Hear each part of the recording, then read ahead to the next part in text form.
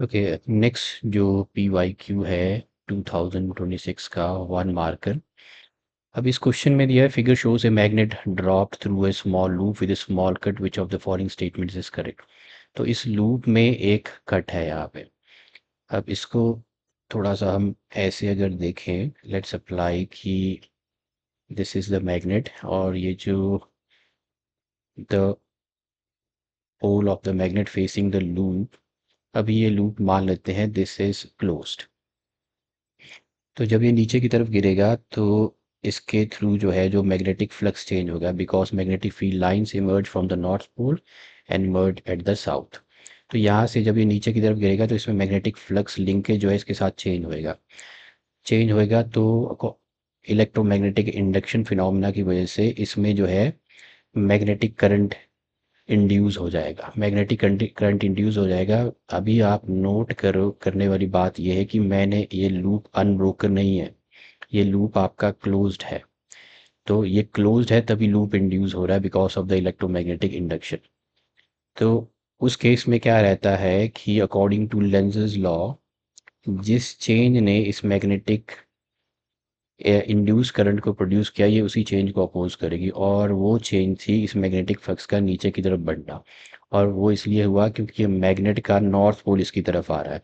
तो लेंज़es लॉ बोलता है कि जिस चेंज ने इस मैग्नेटिक या इंड्यूस करंट को प्रोड्यूस किया, इंड्यूस करंट उसी चेंज को अपोज करेगा। कैसे अपोज करेगा?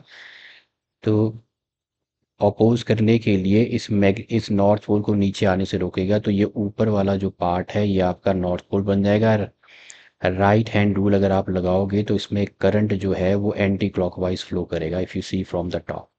लेकिन अभी इस केस में क्या है, तो फोर्स तब लगनी थी जब ये लूप क्लोज्ड होता। तो नॉर्थ और नॉर्थ पोल एक दूसरे को रिपेल करेंगे तो इसकी जो नीचे की तरफ आती हुई एक्सेलेरेशन को ये कम कर, लेकिन ये तब होता जब ये लूप अब क्लोज्ड होता। ये लूप तो ओपन है, दिस लूप इज ओपन।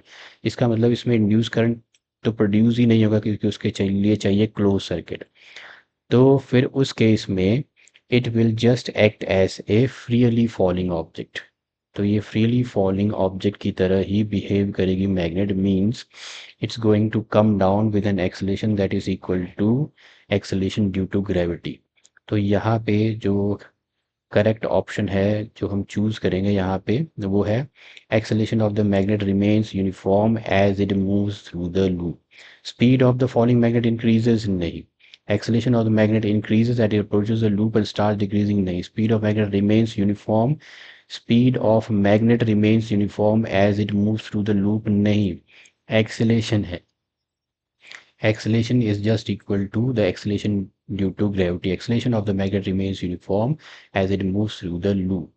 तो इसमें इलेक्ट्रोमैग्नेटिक इंडक्शन नहीं होएगा तो इंड्यूस्ड ईएमएफ या इंड्यूस करंट प्रोड्यूस नहीं होगा, इंड्यूस करंट प्रोड्यूस नहीं होगा तो ये मैग्नेट को नीचे आने से नहीं रोकेंगे।